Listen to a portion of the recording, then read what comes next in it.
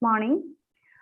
Our next speaker is Dr. Sudhir Morkot, Professor and HRD of Pharmaceutical Quality Assurance at Manipal College of Pharmaceutical Science, Manipal. He was completed 23 years of teaching experience and has received award for excellence in teaching in 2014 and Good Teacher Award in 2017. His research area of expertise in LCMS, analytical method development and validation for diagnostic and pharma applications. He has guided several UG, PG, and PhD students. He has published several articles in peer-reviewed journals. He is the recipient of Grand Challenges grant from the Canadian government to study the need and viability of newborn screening program in India. He has established a newborn screening lab under the Center for Inborn Metabolic Diseases at Manipal Academy of Higher Education with funding from Government of Karnataka. We welcome you, sir. Thank you. Thank you very much for that kind words. Thank you, Vimal, for the opportunity. So I think, yeah, so I'll quickly go to the slide. So you can see here the topic that we are discussing today is technology enhanced learning. So please, let me know if I am not audible at any point of time, because there is problem with internet connectivity. It was difficult for me to join actually initially. So yes, sir, no issue. No issue. Yeah, please feel free to stop me or let me know, Vimal. Okay. Yeah. Okay, sir. So you can see that the topic that is for today talk is about technology enhanced learning. So you know that it has nothing to do with my area of my work or area of my research. As in the introduction, she was telling that we are in the quality assurance department, and we do major work in LCMS and other method development, analytical method development. But the idea of today's talk is just to tell you the importance of how technology is important in learning and teaching activities. And I once again I tell that I'm not an expert in this area. So whatever slides I am presenting to you is just actually from our Department of Digital Learning, Manipal Academy of Higher Education, Manipal. So there are people experts in that area as well. So I'll just quickly show you some of the activities that can be used in teaching and learning to improve the teaching and learning. And one more thing is I'll be going slightly faster because I have a meeting immediately after this session. So please excuse me if I going a little faster. All right. Yeah. So you know that 10 years back when we say development of a country. When we say the development of a country, the essential thing that we thought of 10 years back was something of like good roads, good bridges, good rail connectivity, and good air connectivity. So the connectivity through rails and roads and air was the one that we thought that was very important 10 years. Of course, 10 years back, that was the important thing for connectivity and development. So now if you ask anybody what is required for a development of any country or any nation, for that matter, so what is required is Can anybody tell me what is required? The most important thing required for it, the world which is under lockdown and work from home situation. You don't have to travel much. You don't have to do anything. Classes are taken online. What is required? What is the one important thing the country has to focus on? It is nothing but the faster internet connectivity. Faster internet connectivity and the implementation of newer technology. So that's the area where we are lagging behind in any other. But of course, we are in the right direction. See, we just now logging into your account. Now it was difficult for me to log in initially, but yeah, so we are catching up. I think we are having that 5G spectrum is coming up. So what is required as a nation? We need to improve towards technology. So, and to a better internet connectivity.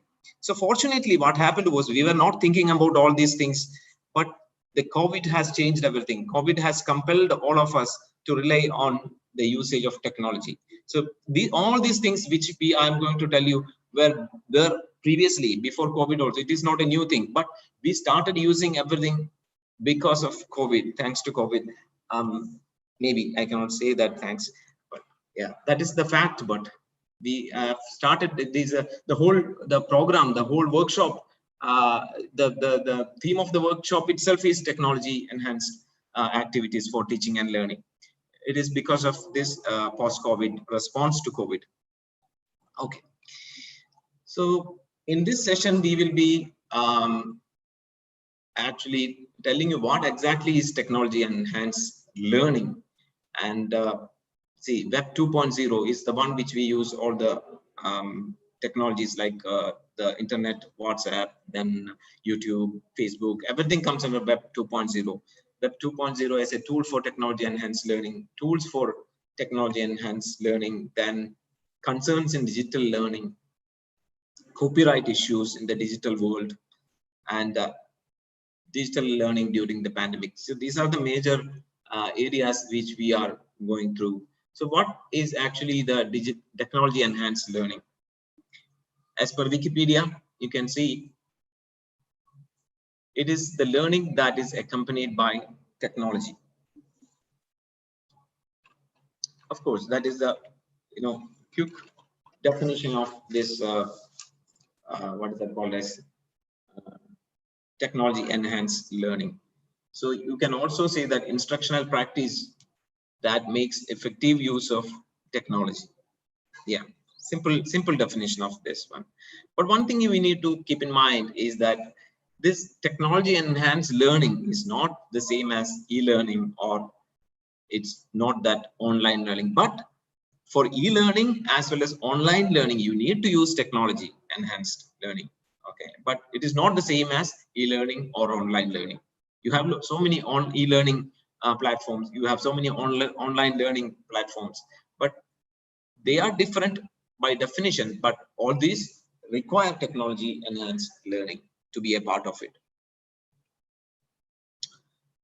And you see, this technology enhanced learning actually encompasses the application of a wide spectrum of practices. You can say this terminology has come of late after COVID. We know what is blended learning, what is virtual learning. Okay, so what exactly you mean by a blended learning? Blended. So blended can be anything. When it comes to teaching, what do you mean by blended learning or blended teaching, blended mode of classes? What do you mean by that?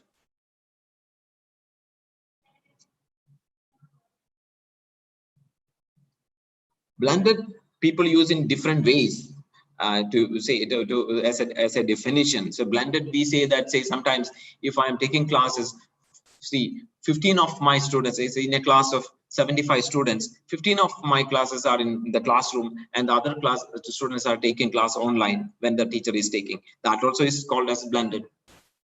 But actual definition of blended learning is something like a teacher uses both the platforms, say online platform as well as the physical mode. That means the student, all the students are exposed to both. That means, see, I am using my face-to-face contact to improve my teaching, into whatever I can do, whatever is required by face-to-face teaching, I am using for improving their learning. and teaching. And I am also using all the available technologies to improve the learning experience. That's called as blended learning. That is the actual meaning of blended learning, and which is what is actually required in this kind of, in this situation. And you can impart a lot of knowledge if you use this blended mode of teaching. It can, see, the ultimate point is that it should not be a completely online version. It has its own disadvantages. It's a lot of disadvantages. Even though it has advantages, I'll say 90% disadvantages are there if it is a completely online mode. But in the blended mode, you are doing both the things. You are having physical contact, and sometimes you are the same material, same things. You can also, by using certain ways of doing brainstorming or sharing some kind of videos. So it's a kind of continuous learning if you do it in the blended mode. And virtual learning, it's, of course, without a teacher, you are doing the, without a physical contact, you are doing the face-to-face, you are doing the learning activities. That's called as virtual learning. So all this comes under the per se of this technology enhanced learning. So technology, which are the places where you can use this technology in our teaching and learning activities? See, course content, in developing the course content, you can use the technology wisely and effectively. So there are so many. What is required is, see, my talk is just for half an hour or at the maximum 40 minutes, but what is required is that you need to actually explore. It is beyond a talk or a lecture. It is what is required is we have to see everything is available in the internet. What is required is we have to put it into practice. So what are the ways we can use this technology to prepare the course content? There are and also in the curriculum development. See, curriculum is fixed, but the curriculum, how you are developing the curriculum for delivery to the student, that is important. And so for that, you have your own ways of tailor-made. I can say it's tailor-made. The one which I am following may not be suitable for another teacher or another set of students. So you can tailor your course content accordingly based on the availability of the technology in the to us. Okay, so say for example, I can tell you that you can develop a course in the Moodle format. There is something called as Moodle. You just browse and see what is Moodle, and it's all online. Everything is available. Moodle, and there is something called as Blackboard. Another platform is called Blackboard. So I can create my own course content, and I can evaluate the student. I can share my videos. I can ask questions. And there also will be like, so the question that I am posting will be seen by just like there is something called as Quora. You might also all might have seen Quora. So that means when someone posts a question in Quora, who are all the members can answer those questions. So it's not one person who is answering. It's not the teacher alone who is answering. So those who are all there in that group. So suppose I am creating a Moodle group. Moodle. Suppose I am, and someone is posting a question. Whoever is there in that group, including the teachers and the students, everyone can answer the question, and that kind of discussion will happen.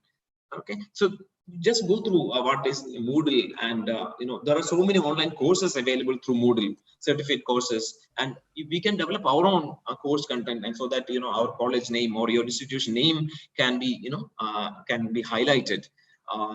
Or will be known throughout the world. Okay, so in developing the course. Dr. Sudhir, can I interrupt you, please? Yeah. Good afternoon. This is Dr. Uday, alumni of Manipal 1986 batch. Okay. Right. Sir, your topic of technology enhanced learning, can you just differentiate what exactly your topic means, in the sense technology based, we've got blended, we've got virtual. So are you trying to say that your topic is related to the technology which are used into this? Of course, whichever technology that is used for teaching and learning.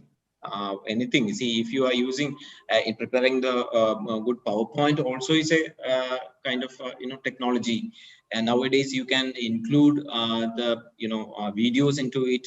And sometimes the problem comes is that you won't get the proper audio when you put in the PowerPoint in the Right. Okay. videos. So everything, whatever you can use technology to enhance the learning. Okay. So Right. Okay. Thank you, everything. Dr. Sudhir. Thank you. Thank you.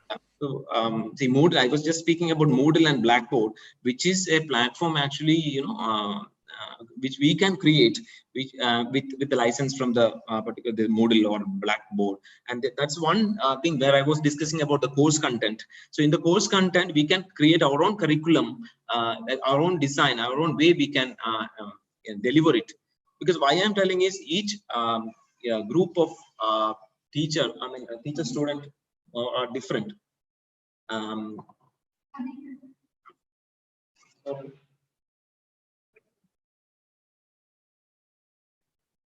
Yeah, sorry for the interruption. Yeah, so yeah, we can use the interactive, even multimedia, then an interactive lecture, interactive, learning features like quizzes can be incorporated, and simulations can be incorporated. All this can be a part of course content if technology is being rightly used. That is my point.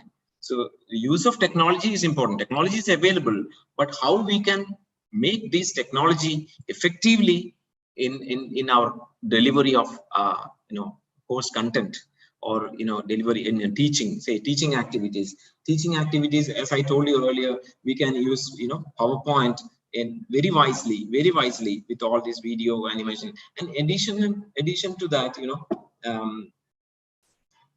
you can also show some kind of digital field trips. Say, for example, recently what we have some kind of adjunct professor in assignment.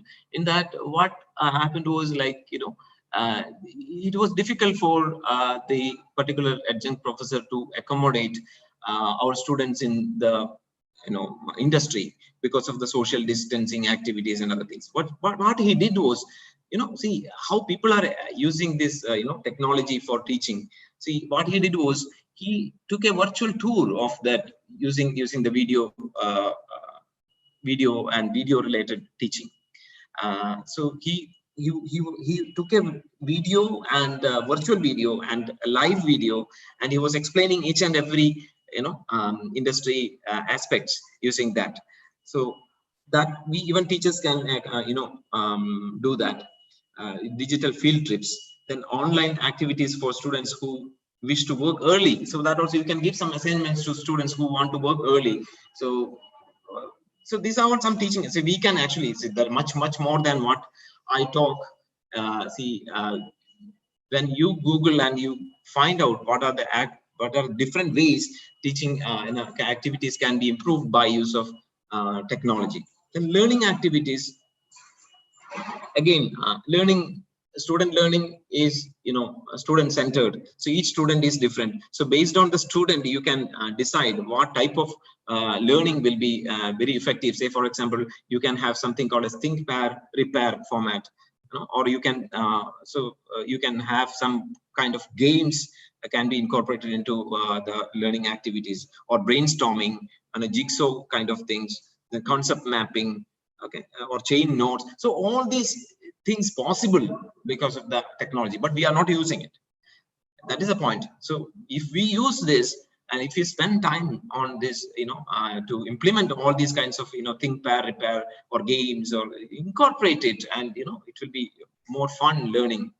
And even in assessment, you can see that one of the very important thing that we have seen in the assessment is that it helps reduce the technology and helps reduce the time that we assess the students. See, nowadays, quizzes once they do that technology itself evaluate it. We don't have to spend time. Immediately the score is available to the students. They know where they are. It's a called instant gratification, we call it as. Okay, and also we can identify the knowledge gaps instantly. Knowledge gaps in the student. Instantly we can identify. Instantly we can suggest the what is required to overcome this kind of knowledge gap. And also you can track the student progress over the time, or whatever is evaluated, that can be stored, and you can track the student over a period of time, where he is lacking, how is his progress. Now, this is possible, even in both cases, whether it is a formative assessment or it's a summative assessment. Okay, and and it's very, very flexible, flexibility in assessment. See, people, can take the exam sitting in Iran, sitting in Canada. You can take the exam. We can evaluate the student. So, but we need to use it wisely and effectively. That's the point. Okay, the main takeaway message from my discussion would be from these some case discussions, which you can say which of the given scenarios qualify for digital learning. Okay, so just go through that and see whether it qualifies for digital learning or not. Okay, case one.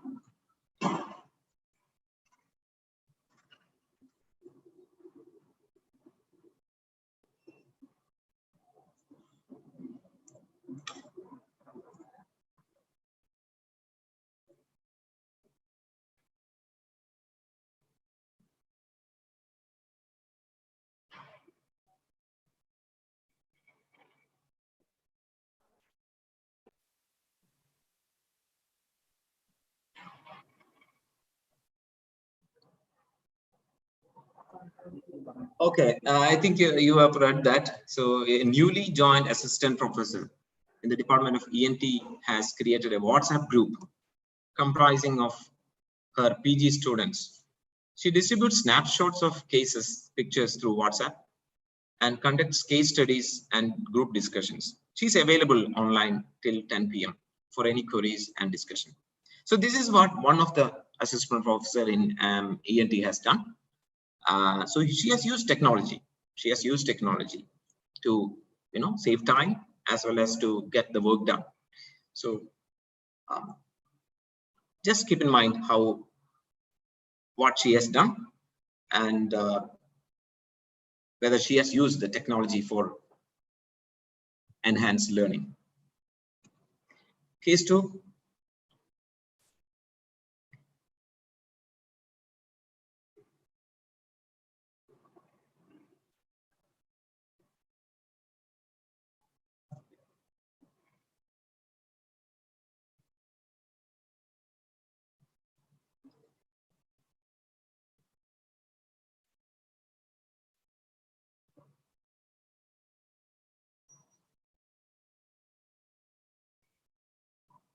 Okay, here in this case, as a part of the internal assessment, a professor in the School of Political Sciences has decided to ask each of his students to submit a 1,000-word essay on a topic. But his assistant convinces him to instruct the students to individually post blog entries instead, so that it is easier to do plagiarism check and post comments directly below the post. So here are the one of his assistant has asked the professor to instruct the students to send the post through blog entries. So blog entry is another way professor or students has used technology here. So whether you can call it as a technology enhanced learning or not, we will see. So case three.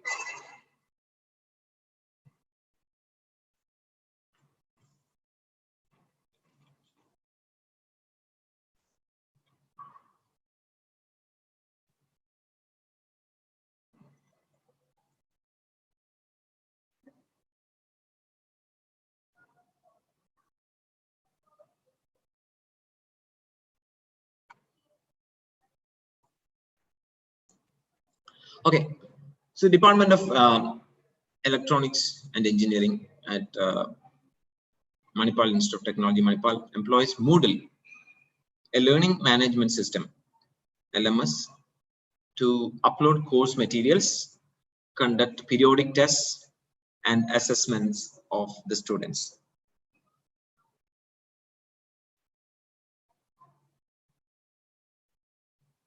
Okay. Yeah, so Moodle is the one that was used by MIT professor.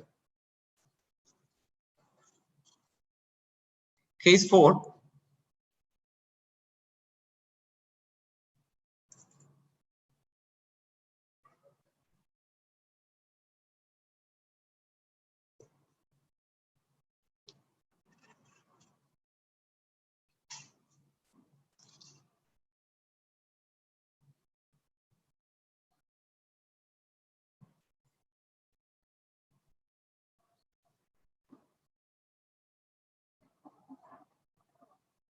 Okay, here the professor is using from the computer science department at MIT, uses GitHub to track daily activities, updates, and assess her students' coding skills. This is a special platform for coding activities.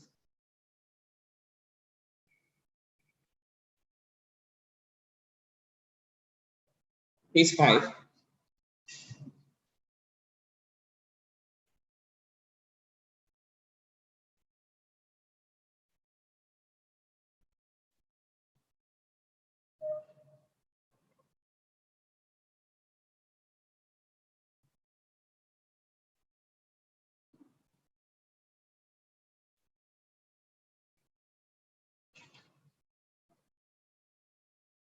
Okay, an assistant professor in the Department of Microbiology has created a Facebook group, a closed group called Microbes of KMC for his students. Every day at 7 p.m., he posts one question from the topic that is currently being taught.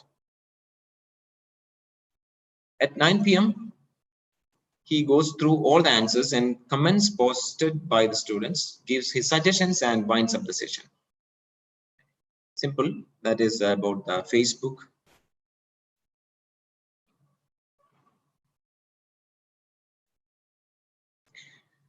Case number 6.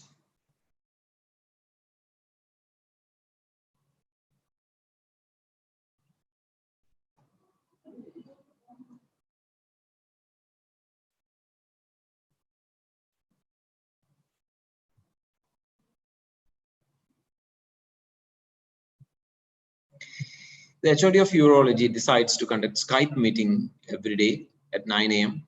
with the staff to discuss the daily schedule, and another one at 4:45 p.m. with the PG students to discuss the important cases they have come across.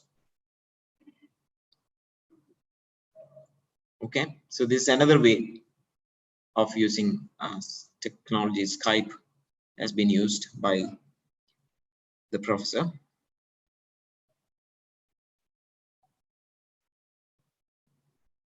Case number 7.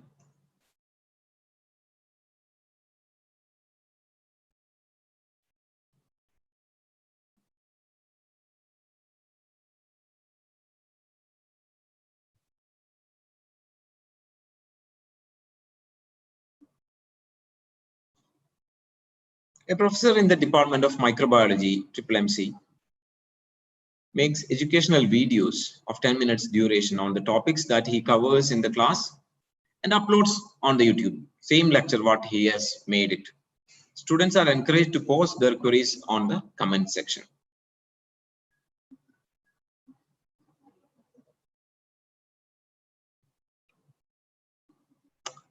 Case number 8.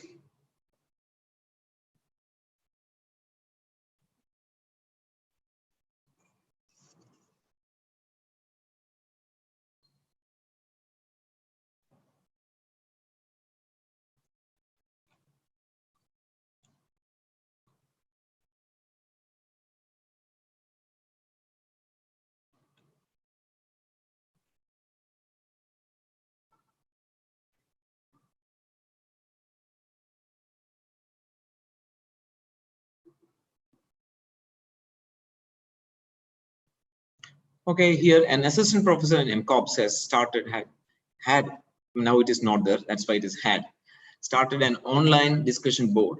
She regularly posts lecture notes and important study materials. She encourages the students to post important education resources on the board and initiate discussions in the forum. So it's another platform, online discussion board. And case number 9.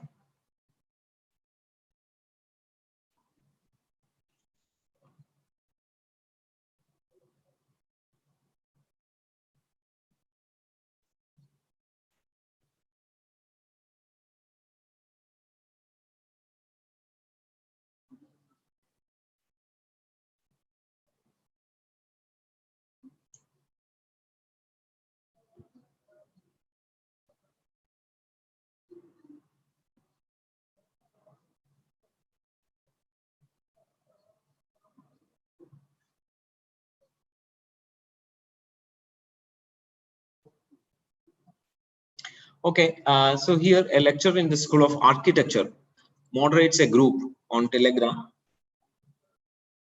on the Android platform, through which she uploads notes of even 100 MB file size and solves queries posted by students.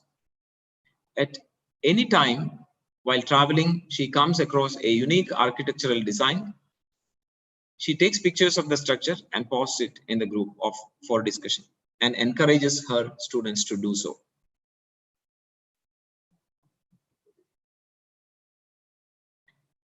Case number 10. This is a very specific platform actually, which actually we were using in our institution, Impartus and SLCM. A professor in the School of Nursing has decided to adopt a blended learning strategy for her weekly twice classes in mental health nursing. She uploads links to YouTube videos and lecture notes through SLCM and Impartus platform. These are very closed systems. Her face-to-face class is restricted to in-depth discussions and case studies.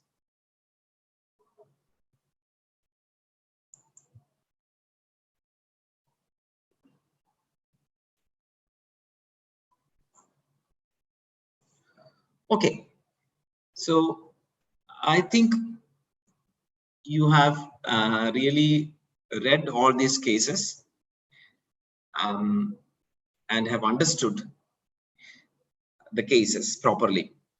So I am not going to explain of any of these cases. So only thing I just wanted to tell you is that all these cases are cases where the teachers or professors has used the technology for an enhanced learning.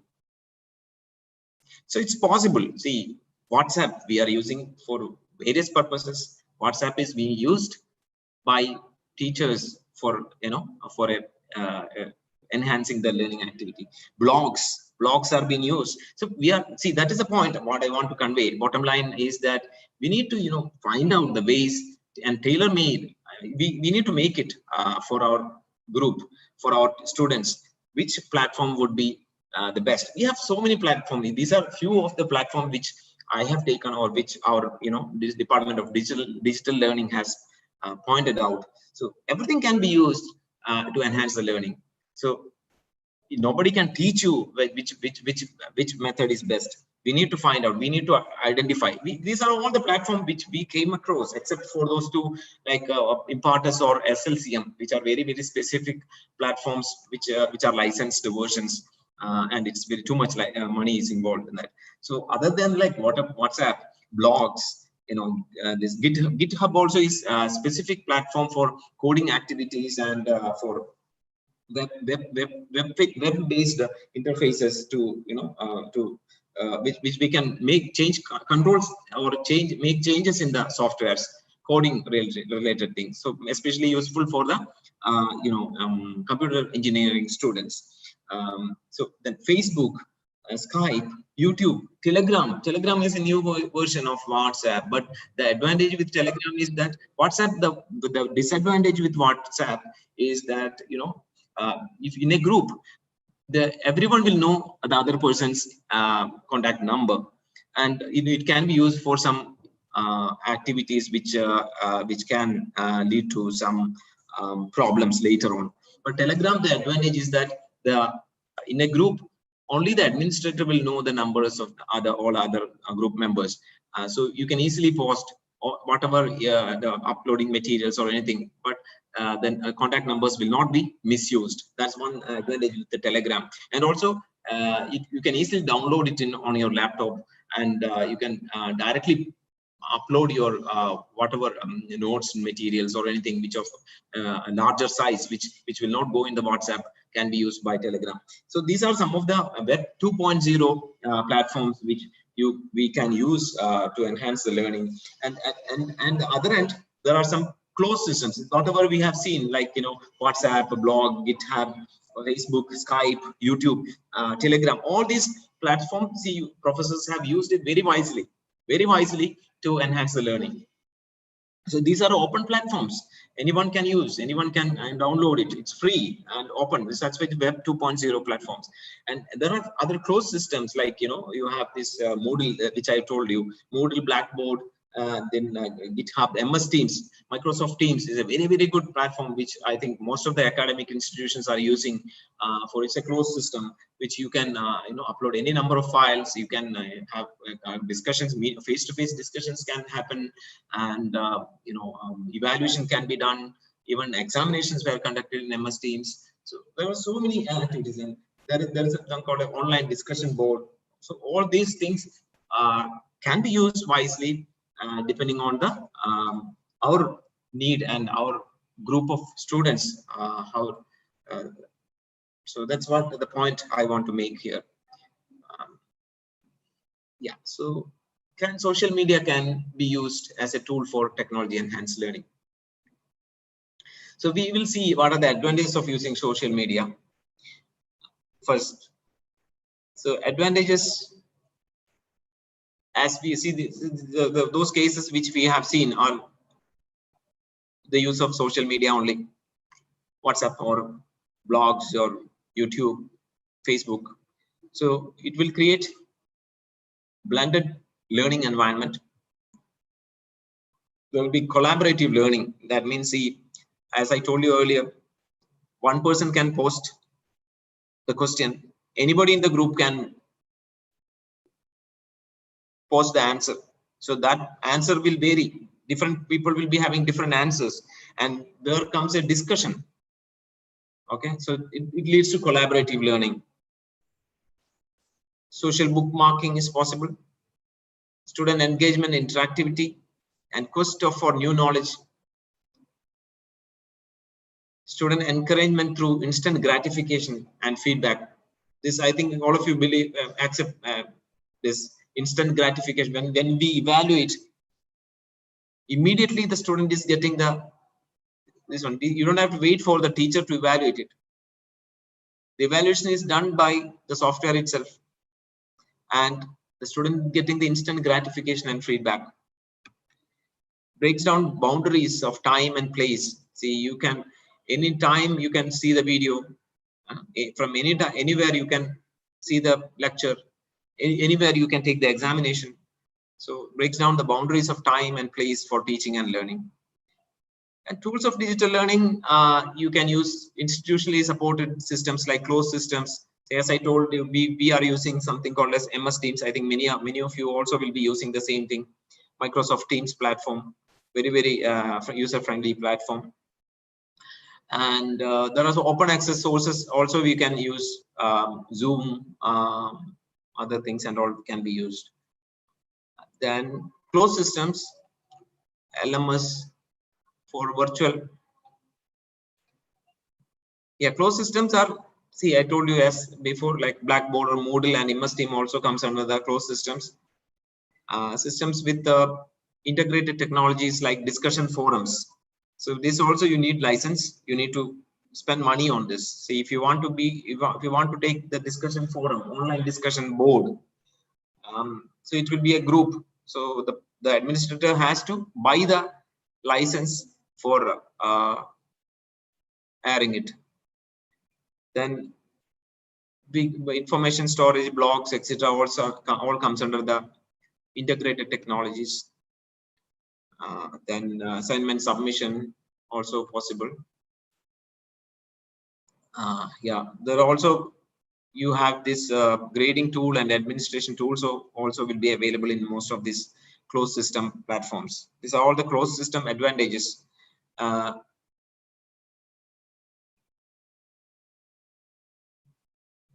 Okay, another advantage is security of the closed system. Only the students and teachers who have the license or who have registered only can access with a password. And you can reuse the contents. That is another advantage of these closed systems or open systems in the this one. And streamline the administrative processes, and it becomes easier, especially with MS Teams. There are a lot of administrative applications, but at the same time there are disadvantages. For maintenance, we need an dedicated IT department in the institution, and it's cost intensive. It's not free.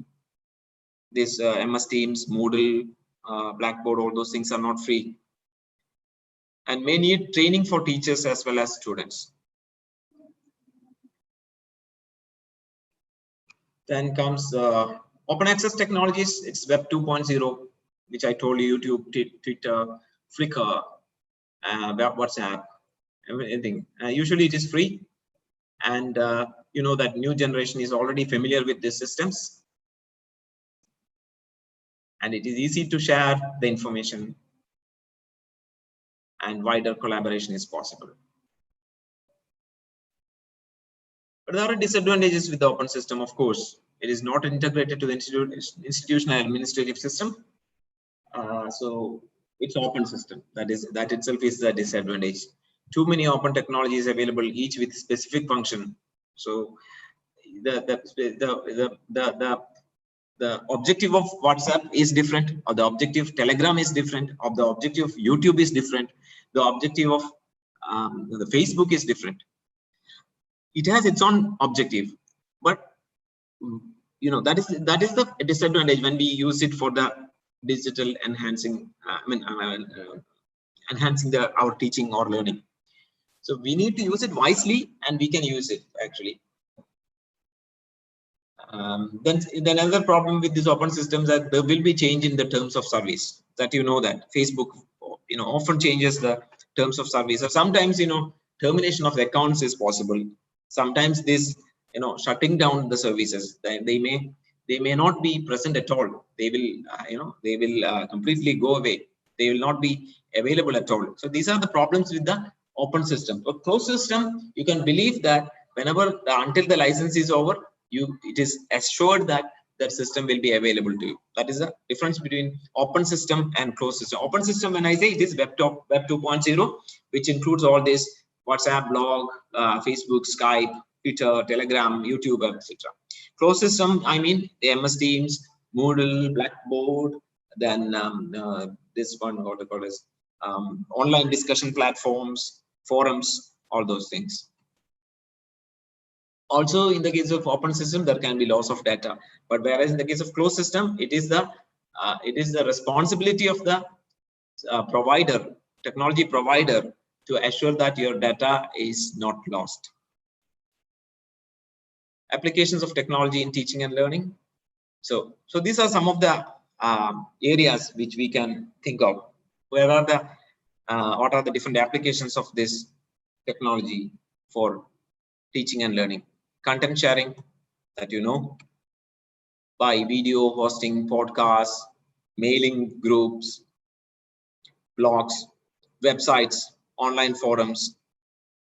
Then discussion forums can be created. Then you can post questions there, comments, answers. So as I've discussed earlier, it helps in collaborative learning. So these are some of the, say, Quora. I was telling earlier, Quora is a place where it's a discussion forum. Another platform is Stack Overflow, which I have not used. Then similarly, social media, Facebook, so a lot of discussions can take place in the social forums like Facebook, Twitter, etc., which can be used. See, some of our teachers have, in the case studies I have shown you, they have used it very wisely. They have created a group, and that group is being used only for these discussions. Of course, e-journals, e-books, and websites are not possible if technology is not available to you. Then assessment and evaluation. All of you might have done a lot of evaluations by now through online platforms, especially as quizzes and surveys. Then conduct of online examination is, even though there are problems, I don't suggest actually online examination. As personally, I don't suggest, because it never helps the students to really, when evaluation is not possible, is not good actually, my personal view. But yeah, benefits of technology enhanced learning. Learning is not limited to a set class time. I think that's self-explanatory. Teaching is not limited to a set class time. There is flexibility of delivery. In any format, you can share it. Anytime they can use it. The way we deliver, when and how we deliver, we have the flexibility. Convenient and productive to both the students and teachers. Of course, I really agree with this. Technology is really accepted by the students in some way. Inclusiveness and equity. Then benefits of digital learning. Again, students from diverse geographical location can access the content. Administrative loads can be streamlined, better teaching and learning efficiencies. I hope you all agree with this. The amount of time that we were spending for adding the marks, putting the marks into a kind of the, what is that called as, pass, the finding out the pass grade. So everything is done by the softwares now. The cutoff for the pass marks is, in the case of this one, what is that called as, what is that called as,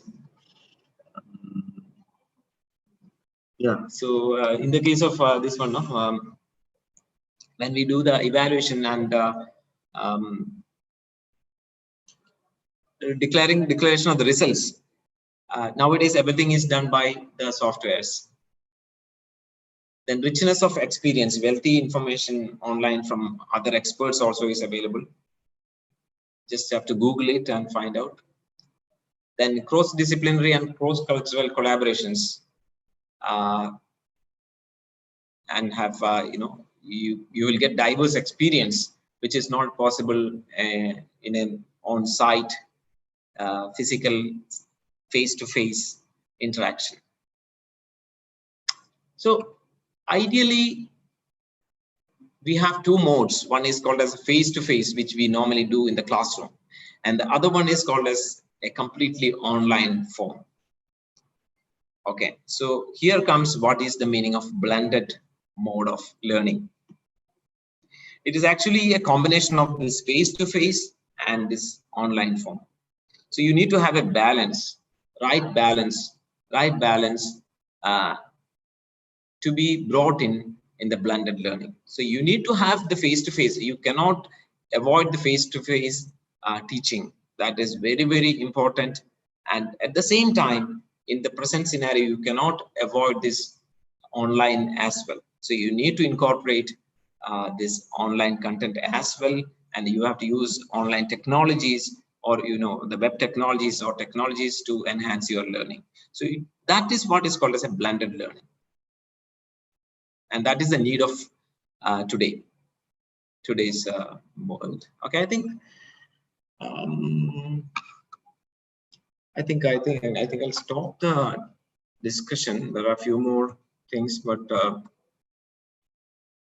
this will clarify most of the things. Which tool is suitable for you? You can decide. What is required is you need to tailor your teaching methods to your individual unique circumstances. And you need to integrate technology, and integrating this technology is natural progression in current teaching practices. Okay. Okay, it is necessary to march with the times. That is the bottom line I want to tell you. So we need to use the blended mode to make our teaching effective. Yeah, I think I'll stop here, Vimal. Yeah. Thank you. Thank you so much, sir, for the wonderful lecture. Now it's question section. Any doubts, any queries from the participants? You're welcome to ask. And ask also. What we can do is that actually in the afternoon session, Dr. Anup Kishore will be taking the session. He's a part of digital learning, and any questions you can directly mail to digital.learning@manipal.edu. Anything related to this digital learning, please don't hesitate to mail it directly to digital.learning@manipal.edu. And Dr. Anup Kishore, who is going to be the next speaker for you in the afternoon session, I think first speaker, he is a part of this digital learning activity. So I think, yeah, you can have an interaction with him about this topic as well.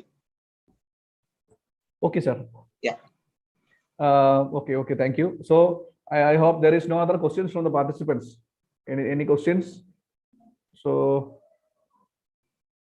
I think there is no question. So Sudhir sir, thank you so much. Thank you for your time and wonderful lecture. Thank you so much. Thank you. Thank you very much for the coordinators, and thank all the participants also to register for this program and make it as a wonderful program. Thank you very much. So okay, sir. Thank you. And participants, please note that next webinar will start at 2 p.m. today, and it will be as mentioned by Dr. Anup Kishore. So I request all of you to join the Zoom meeting by time. Thank you. Thank you so much. I can leave right now? Yeah, sure, sir. Thank you. Thank you, sir. Thank you. Thank you very much. Yeah. Thank you.